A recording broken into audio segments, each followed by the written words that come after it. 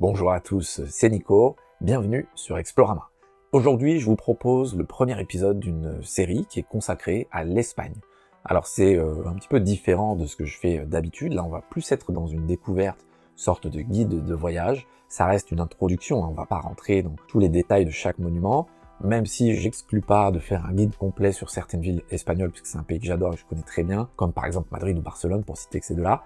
Donc si ça vous intéresse, n'hésitez pas à me le préciser en commentaire, et puis on va voir ce que ça donne. Pour le moment, on va y aller région par région. Les épisodes vont arriver quand ils arriveront, quand ils seront prêts. Donc si l'Espagne vous intéresse, abonnez-vous, et vous pouvez ou pas activer la cloche si vous souhaitez être prévenu lorsque les vidéos sortent. Enfin, comme d'habitude, n'hésitez pas non plus à commenter pour toute remarque que vous pourriez avoir. On est parti et on commence notre tour de l'Espagne par une région que j'aime particulièrement, c'est le Pays Basque. Je vais essayer quand même d'avoir un épisode qui est sympathique à écouter et qui donne des informations. C'est pas évident sur ce thème du guide de voyage de faire quelque chose de très ludique, on va dire, mais on va essayer de passer un bon moment ensemble et de découvrir cette région. Le nom que le peuple basque donne à sa propre terre, qui est Euskal Herria, couvre les 3 provinces basques qui forment aujourd'hui la communauté autonome du Pays Basque, en basque Euskadi, à savoir le Guipúzcoa, la Biscaya et le Araba, ainsi auquel il faut ajouter la Navarre, qui se dit Nafarroa, et une partie du sud-ouest de la France également, mais qui ne sera pas traitée ici. Une grande partie de cette région est immensément belle, en particulier le long de la côte, où on va avoir des montagnes verdoyantes et densément boisées, qui sont entrecoupées de collines solitaires et austères, et qui semblent par endroits émerger de l'océan lui-même.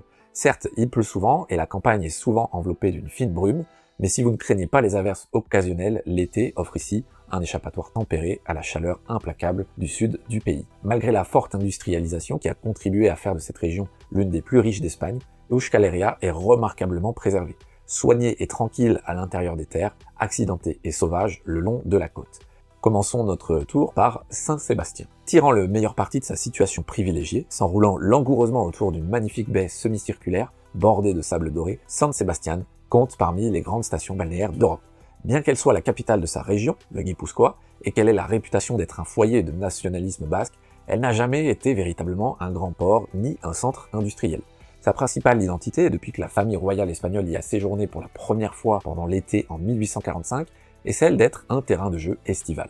En juillet et en août surtout, la ville est souvent bondée et ses hôtels sont parmi les plus chers d'Espagne, tout simplement parce que pour les Espagnols, Saint-Sébastien, c'est l'une des principales destinations balnéaires de leur pays. Il y en a beaucoup en Espagne qui hésitent de plus en plus à se rendre dans le sud ou même sur la côte méditerranéenne, puisqu'il fait de plus en plus chaud chaque année. Si la superbe plage abritée qui se trouve à sa porte constitue la plus grande attraction, Saint-Sébastien possède également un charmant centre historique, qu'on appelle le Casco Viejo, qui est enserré au pied du verdoyant Monte Urgull et réputé pour la qualité de sa cuisine. En effet, Saint-Sébastien, on dit que c'est là où on va trouver notamment les meilleurs pinchos, qui sont les versions basques des tapas. La nouvelle ville au sud, connue sous le nom de Centro, est un centre commercial pour la ville, et elle abrite une belle série d'édifices de la Belle Époque. Évidemment, on l'a dit, l'attrait principal de Saint-Sébastien, c'est sa plage et sa magnifique baie de la Concha, en forme donc de coquille, et qui a une petite île juste au milieu, c'est une des plus belles baies du monde. Le nom officiel de la ville, c'est Donostia San Sebastián, c'est une tautologie comme on dit. Donostia est en effet le nom basque de Saint-Sébastien, donc c'est le même nom. Pour l'origine du nom, eh bien certains affirment que Sébastien a été martyrisé dans le port romain de Ostie, et qu'il est donc devenu le Don, le saint d'Ostie, Donostia. On remonte un petit peu vers la frontière française jusqu'à Hondarribia. Cette ville frontalière de Hondarribia est située à un peu moins de 40 km à l'est de Saint-Sébastien et se trouve à l'embouchure de la rivière Bidasoa, de l'autre côté donc de la ville française d'Hendaye, et ça constitue une halte attrayante. Au niveau de l'eau, où les larges boulevards en retrait du joli port sont bordés de cafés, on a l'impression d'être dans une station balnéaire, et c'en est une, mais son Casco Antiguo, donc le vieux quartier fortifié, qui est une charmante petite enclave située un peu plus haut, on peut parfois passer à côté, offre un véritable plongée dans l'histoire. Elle est notamment remplie d'imposantes demeures médiévales et est centrée sur la Plaza de Armas, où le château de Charles Quint, qui date du Xe siècle, abrite aujourd'hui un parador, qui sont les hôtels de luxe d'Espagne situés assez souvent dans des monuments historiques. N'hésitez pas à y entrer, vous pouvez y entrer même sans être client, vous ne pourrez pas aller aussi loin que les clients, mais vous pouvez entrer dans le hall et même aller jusqu'au bar. C'est un hôtel superbe et un monument historique avant tout, donc ça mérite le coup d'œil. La plage locale, qui s'appelle la plage de Hondartza, se trouve à quelques pas au nord de la partie la plus récente de la ville, où on va trouver la plupart de l'animation, et notamment les bars à tapas. La plage en elle-même, elle est un petit peu isolée avec une architecture qui n'est pas toujours très heureuse, mais c'est une belle plage et un peu moins fréquentée souvent que Saint-Sébastien. Découvrons l'intérieur des terres à partir de Saint-Sébastien, donc la province de Guipúzcoa. Ce Guipúzcoa, c'est la plus petite province d'Espagne et c'est à bien des égards le cœur de la langue et de la culture basque tout entière.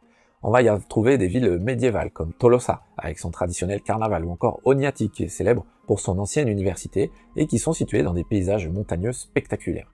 Dans la Sierra de Urquilla, toute proche, on va avoir un site qu'on peut noter, qui est le sanctuaire de Arantzazu, qui est une destination de pèlerinage de premier ordre pour les Basques. À l'ouest de Saint-Sébastien, on va rentrer dans la partie de la côte basque à proprement dite, la Costa Vasca.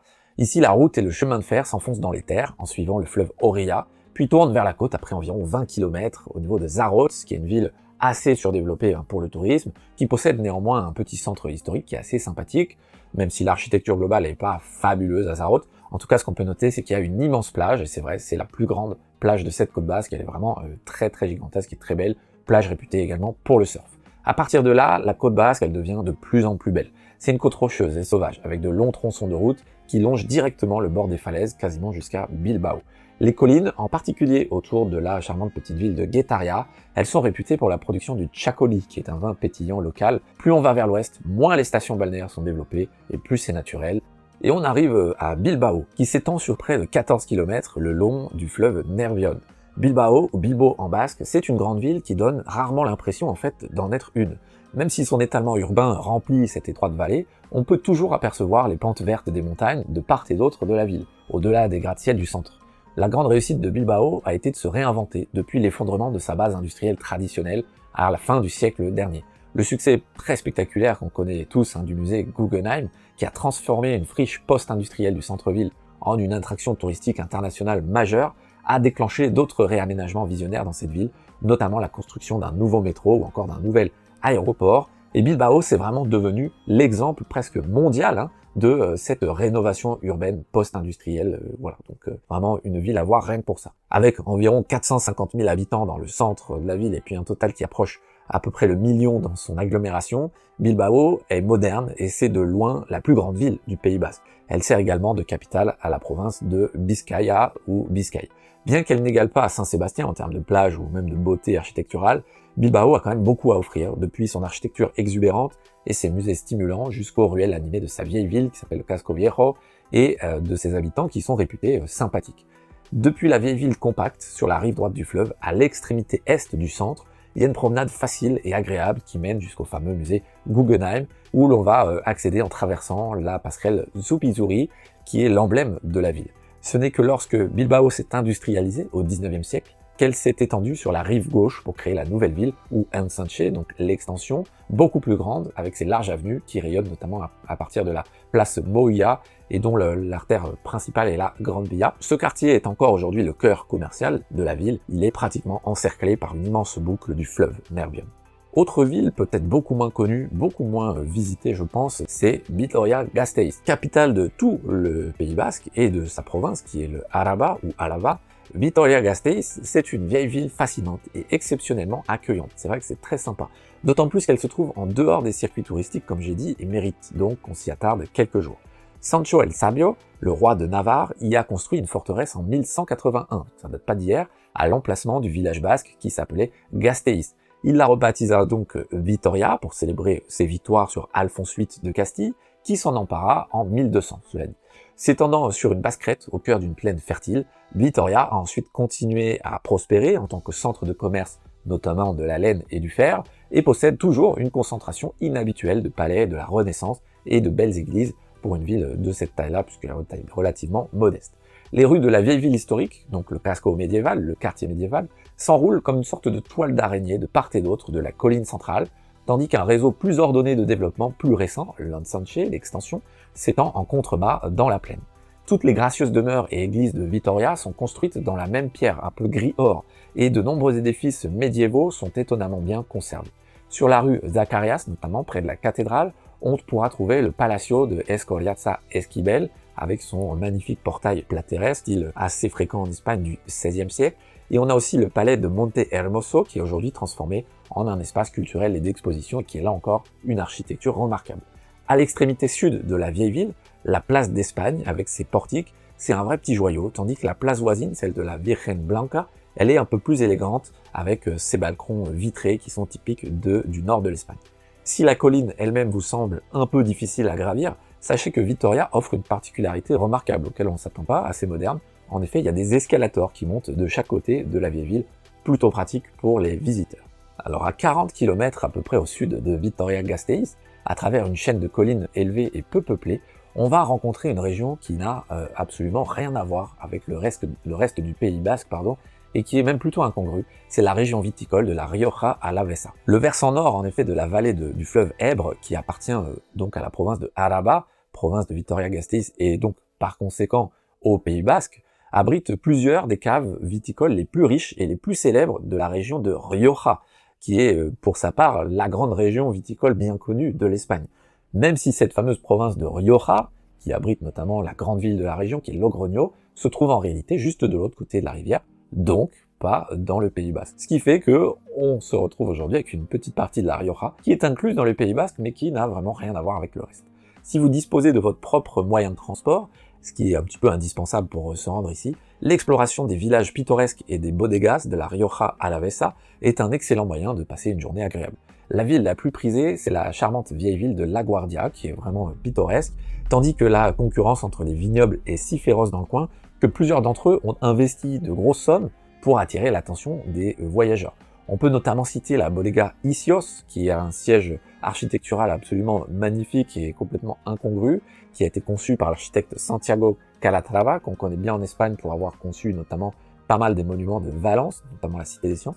Ou on va encore avoir la bodegas Marqués de Riscal, où là c'est un autre architecte très connu, américain cette fois-ci, Frank Gehry, qui a créé ici un étonnant hôtel de luxe. Si vous venez en voiture depuis Vitoria-Gasteiz vers la Rioja Alavesa, ne manquez pas de vous arrêter après environ 35 km au lieu qui s'appelle le balcon de la Rioja, qui offre un point de vue stupéfiant à flanc de colline et qui offre donc des panoramas sur les plaines en contrebas.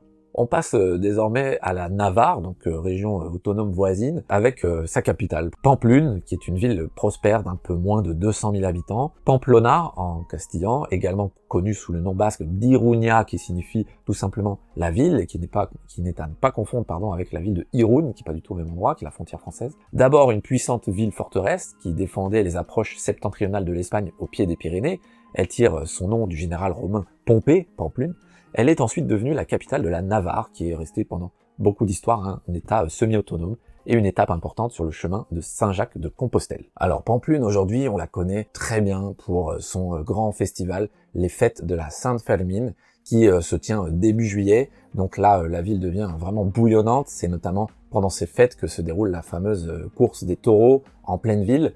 Si vous allez à Pampelune, vous en entendrez certainement parler, mais Pampelune c'est aussi une destination attrayante tout au long de l'année, et peut-être même plus, parce que si vous venez pendant les fêtes de la Sainte Fermine, il faut savoir déjà qu'il faut réserver très longtemps à l'avance, et que la ville est absolument blindée, donc très compliqué de visiter normalement, on va dire. Tout ce que y a à voir, y compris la citadelle massive, les belles églises et le magnifique parc, se trouve dans la vieille ville, le Casco Antiguo, qui est remarquablement compact et quasiment entièrement piéton. Il est centré sur la place del Castillo, entouré de cafés, et c'est un enchevêtrement assez intéressant de bâtiments de toutes les époques, où chaque ruelle tortueuse en pierre vaut la peine d'être explorée, et où on va trouver des vieilles boutiques, les plus modernes aussi je vous rassure, et puis des bars, des vieux bars qui se cachent derrière des volets médiévaux. Donc vraiment une belle étape, Pampelune, une destination pas tant touristique que ça en dehors de la Sainte Fermine, mais qui vaut le détour. Pampelune ayant longtemps servi de porte d'entrée en Espagne, il n'est pas si surprenant que ça que la route principale vers le sud-ouest, en direction donc du cœur de la péninsule espagnole, notamment qui passe par Logroño dans la Rioja, abrite d'impressionnantes villes médiévales qui méritent d'être visitées, comme par exemple Puente la Reina ou encore Estella Lizarra. À l'est de Pampelune et au nord, on a les Pyrénées navarraises, qui forment donc une frontière avec la France, frontière naturelle sur environ une centaine de kilomètres. Bien que cette frontière elle-même elle soit bordée de sommets déchiquetés de 2000 mètres et plus, la majeure partie de cette région elle est en fait constituée de hautes terres plutôt verdoyantes plutôt que de montagnes impénétrables. Il est plus facile de l'explorer en faisant une excursion d'une journée en voiture à partir de Pampelune, bien que plusieurs des jolis villages fondamentalement similaires les uns aux autres situés le long de la route constituent des étapes intéressantes pour une nuit si vous le souhaitez. Chacun de ces villages dispose au moins d'un hôtel pour accueillir notamment le flot continu des pèlerins qui sont en route vers Santiago de Compostela. Depuis le Moyen-Âge, la route la plus évidente entre la Navarre et la France, c'est le fameux col de Roncevaux. Comme l'immortalise la célèbre chanson de Roland, Charlemagne battait en retraite par ce fameux col du coup en 778, après avoir dévasté la ville de Pampelune, lorsque des guerriers basques lui tendirent une embuscade sur lui et ses armées et tuèrent le plus noble de ces chevaliers français, Roland lui-même. Au sud de Pampelune, là c'est tout autre décor, le paysage change très rapidement, les montagnes disparaissent et les plaines monotones du centre de l'Espagne, la meseta, commencent à s'ouvrir. Les gens sont également différents, plus proches de leurs voisins du sud que des Basques. Il y a des bus et des trains qui circulent régulièrement vers le sud jusqu'à Tudela, qui est la deuxième ville de Navarre, pas forcément hyper intéressante, et qui vont passer par Tafalla et surtout Olite, qui est peut-être avec le village voisin de Urué, l'étape la plus intéressante à faire dans le sud de la Navarre. C'est une petite ville magnifique. Enfin, plus on descend vers le sud de cette région de Navarre, plus le paysage devient sec, jusqu'à ce qu'on ait vraiment du mal à croire qu'on se trouve à la fois encore au Pays Basque et même encore en Europe. En effet, l'extraordinaire parc naturel des Bardenas Reales, qui se situe à seulement 70 km au sud de Pampelune, ressemble davantage au désert du Far West qu'à tout ce qu'on pourrait retrouver en Espagne et donc même en Europe. Et c'est ici qu'on va terminer notre tour de cette région espagnole du Pays Basque et de la Navarre. J'espère que ça vous a donné des informations. C'est une introduction. Si vous souhaitez avoir plus de détails sur un endroit, faites-le moi savoir. Je ferai peut-être une vidéo dédiée, par exemple sur Bilbao. En tout cas, voilà, j'espère que vous avez appris des choses. N'hésitez pas à vous abonner à la chaîne. Vous savez que c'est un immense soutien pour une petite chaîne comme celle-ci. Et puis, n'hésitez pas, encore une fois, à commenter si vous voulez rajouter quelque chose. Merci d'avoir regardé cette vidéo jusqu'ici. N'hésitez pas à vous abonner si vous le souhaitez. Vous savez que c'est un énorme soutien pour une petite chaîne comme celle-ci. Je vous donne rendez-vous bientôt pour découvrir une nouvelle région, un nouveau pays. D'ici là, n'oubliez pas que chez vous, c'est la Terre et que la Terre, c'est partout. Je vous dis bon voyage et ciao! Quand tu veux